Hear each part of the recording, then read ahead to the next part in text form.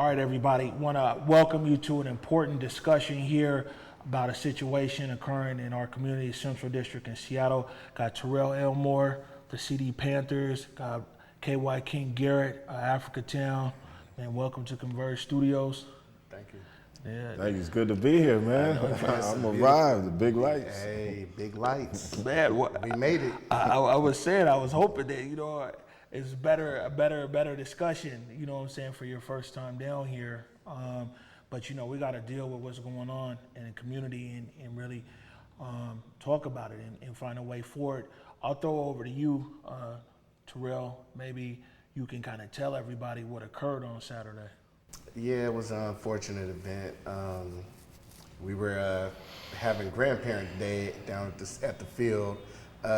Usually we have a theme to each home game, and unfortunately this day was Grandparent Day, where we bring our grandparents down and just kind of bring people down, community down to the field who were involved or not involved directly with CAY, just kind of bring the community down with the kids and just celebrate the kids. And unfortunately, a block or two away, young lady, from what I'm understanding, shot her gun in the air probably about 4 or 5 times and really terrorized everybody, which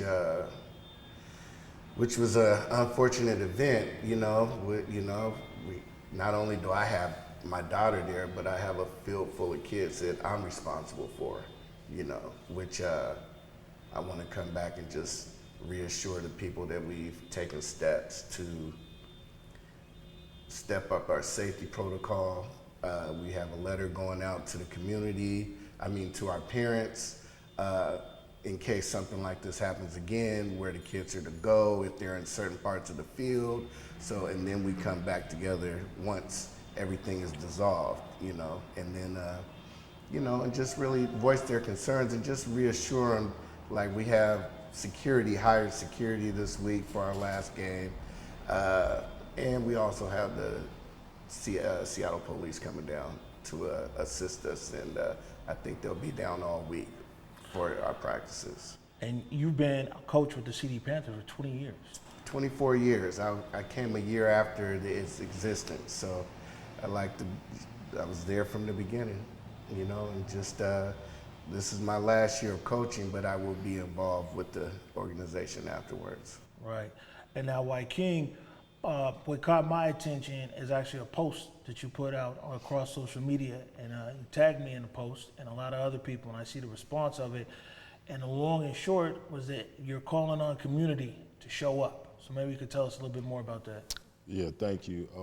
First I would like to just really express condolences, strength and comfort to the families who later that night at a completely different location lost family members with the shooting out in Des Moines. So definitely, our hearts and our strengths and our thoughts goes out to all the families and everyone impacted.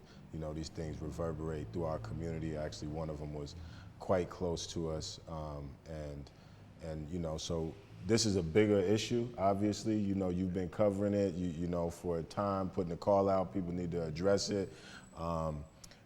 And it needs to be addressed, and the solution does have to come from within us, I think, in our community. There's external factors that obviously play a role. Resources should be going in the right places, but there is something for us to step up and take as much responsibility for improving our family and our community situation.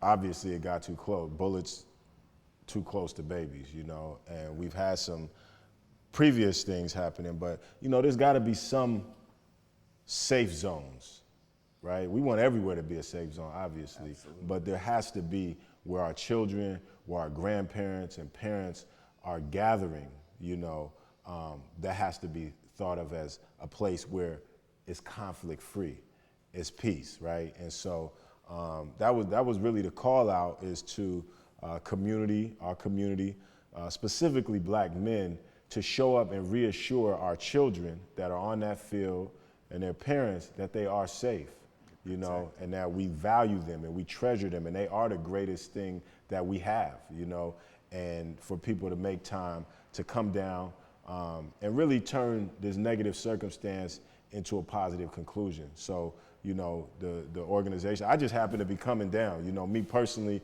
I was coming from another funeral of a community son, you know, who was a CD Panther alumni himself, you know, whose life was cut short due to this virus and sickness of gun violence plaguing our community. And I was coming down just to, you know, support. It's 25 years of the CD Panthers. I got to go down there. You know, I might not watch the Seahawks, but I'm going to come and watch the CD Panthers, right? You know what I'm saying? And when I got there, things were shut down. And so, you know, just, you know, connecting and saying, well, what can we do? Let's put out a call. We had some quick brainstorming. We did innovate solutions right on the spot, right? And so I'm actually looking forward to being there in support of the CD Panther. And I think this is an important thing that we have to look at. You know, Africatown, we take an asset-based approach. We don't start from, we don't have this, we don't have this. What do we have? You know, programs like CD Panthers, Rotary Styles, these are assets. These are places where people model, they give, they sacrifice their time, you know, as coaches, as leaders, as organizers. I mean, there's countless hours that they give to our community, right? And they're often under-resourced, right? And this is, you know, there's a lot of money that's going out for youth this and youth that, and a lot of times people start programs and they want to go get the youth. But these are places where our youth and young people and our families still are. And with all the gentrification that's happening and displacement, these are some of our last oases of community. You know, when we look at, again, the CD Panthers, Judkins Park in the football season, Rotary, our high school basketball games, right? And so how can our community wrap our arms around one of our treasures, the program, as well as our children that are currently there, and lift this up and start from here and build on this, you know, solutions out, right? And so, this Saturday, you know, thank you to the, you know, everyone that's been responding, saying they are gonna show up and make their presence, their positive presence felt, so that we are safer, because we are safer together. That's one thing I can say, and I definitely want to appreciate the community. We've been having events. I mean, a Moja Fest, 24 years. All of the events we've had, you know, for the last 2 years, and it's been nothing but peace. It's true. And we brought the peace, and we're just asking the community to bring that same peace and black love down to Judkins Park this Saturday for homecoming. Because it's going to be a new tradition, right? We're going to turn it into something new, like you said, turn a negative into a positive. We also want to give our condolences to Sister Dion Bennett. You know, like I said, her son was one of the kids who ran around that field, and you know, and it's just like we're getting to a point where trauma is becoming too regular and accepted with our kids. And I, you know, even with my daughter, that's something that I never wanted her to experience Saturday. You know what I mean? And other kids, and we just want to make sure and reassure that we make this a safe zone. Right. Yeah, and I think that's 100%, that's our job. You know what I'm saying? And when we talk about it here, Converge a lot, that unfortunately, you know, it's this generational violence that's occurring. You know, we have to be the ones, we have to figure this out. Yeah, there's other, like you mentioned before, there's other stakeholders, people who can play a role in these things, but I think that we need to be intentional in it. And I like that. You know, bring the peace. Let people show up. Let's show up for our kids. Let's reassure them, because, you know, I think especially with this news cycle and really how violent a lot of times our country as a whole is that we move on. One of the things we talked about this morning was just like, yeah, people might hear this discussion and be like, yeah, thoughts and prayers. And I'm like, yeah, thoughts and prayers tonight, or put this in your action plan tomorrow. Right. You know what I'm saying? Exactly. We have to take action to make to have the community that we want to see. Right. How is this, Terrell, like in a real time, how has this impacted your organization, the CD Panthers, and then what's the bounce back or the resiliency of your parents and players in your organization? I think the first part of it is just really holding on to something that is precious. You know, sometimes we take for granted that the CD Panthers is going to be there. Right. You know what I'm saying? And we're going through people and different organizations and neighbors that don't want us there. You know, They're trying to turn that football field into a dog park for years. That's why that field hasn't got turfed, hasn't been touched, you know what I mean? So it's just like we're going through, we're holding on, but we need help. We not just financial help, we need the backing of our community. We need the backing of Wyking, we need the backing of you, we need the backing of all these people that can bring positive resources into the CD. And now let's take it to another level. That's the bounce back. What can we do with that? Right. Add on to now people being, not just us being accountable, but the people who benefit from the CD Panthers and Rotary and all these kids. I like to tell, they ask, okay, we got a program, blah, blah, blah, we come down. I'm like, yeah, well, this is ground zero. If you want to, the kids that you're looking for are here.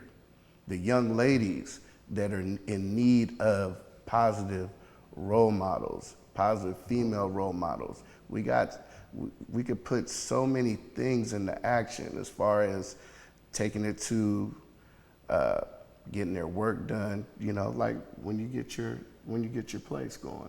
Oh, definitely. We want to let's plug talk in about that. William Gross Center to come into the fire station, right there between Garfield and Washington, and Leschi and Bailey Gasser, and, across from the library. And we definitely want to be connecting our young people with opportunities to express their brilliance and genius off the field. We want them to be multi-dimensional. We want them to be healthy and fit and get that exercise and learn teamwork. And we also want them to be developing their genius so that they can be the problem solvers, of not just our community, but in this global economy. So, yeah. But right now we're here to talk about,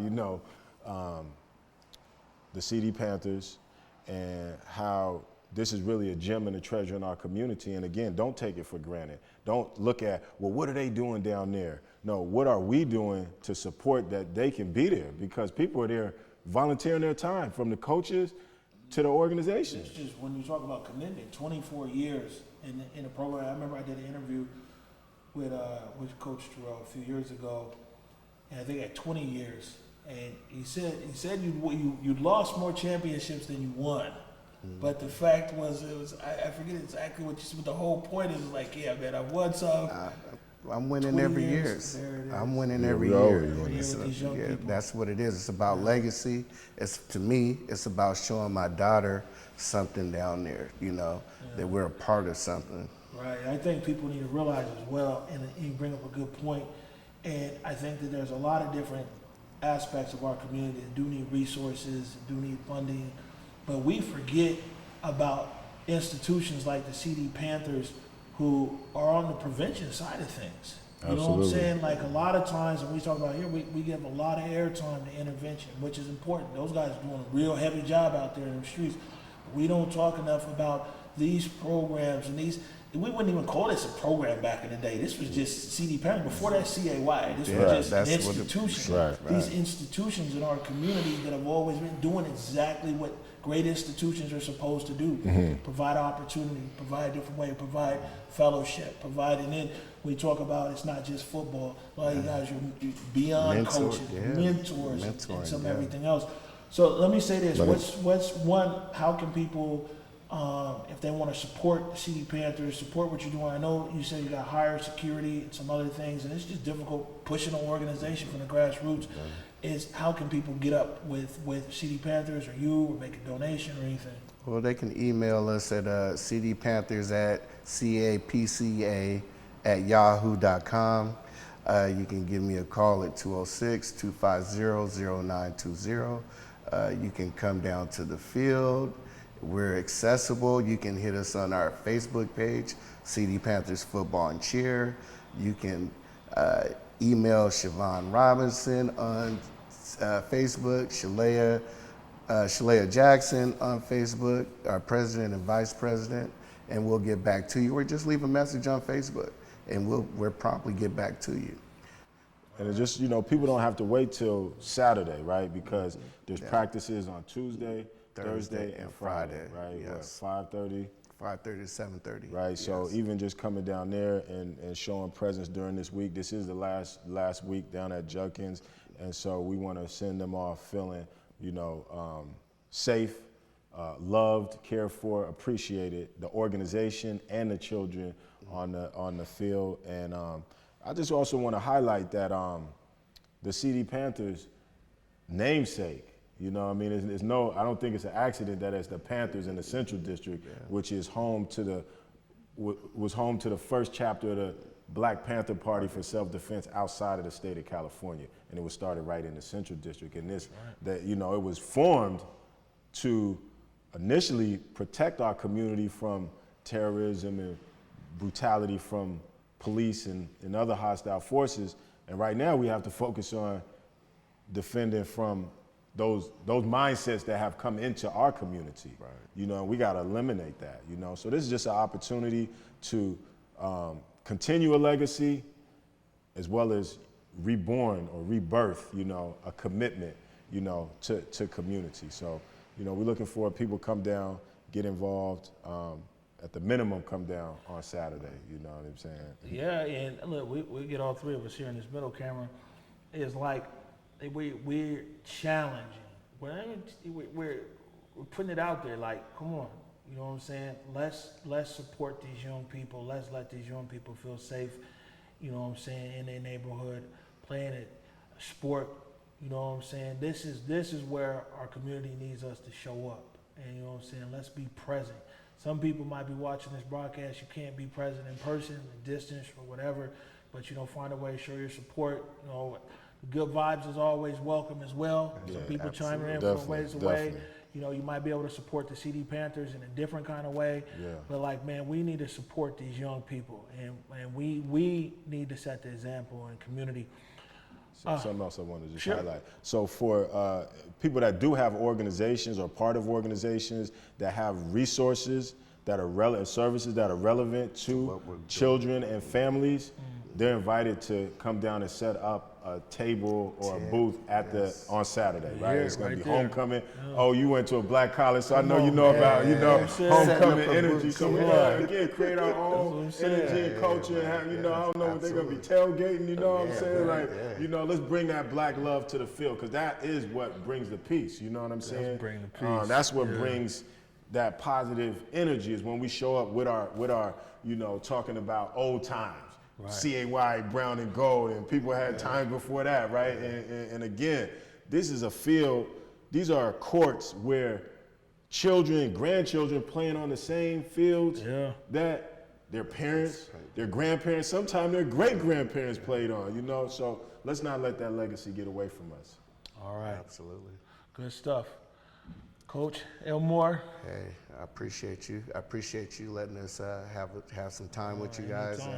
We just want to make sure that if you can't make it, hey man, as quick as we get on Facebook, share the good vibes. Right. Pass the good word on. If you can't make it, make sure somebody else. I want to see all my brothers down there in solidarity, and make sure that we show that we can keep our kids safe. We want to be good community. We want to be good to our, appreciative to our community and neighbors and show them that we know how to take care of our park, know how to take, and make sure everybody's safe. So. All right. Good stuff.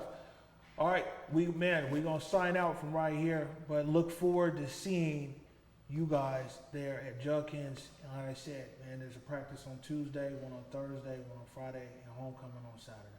We gone.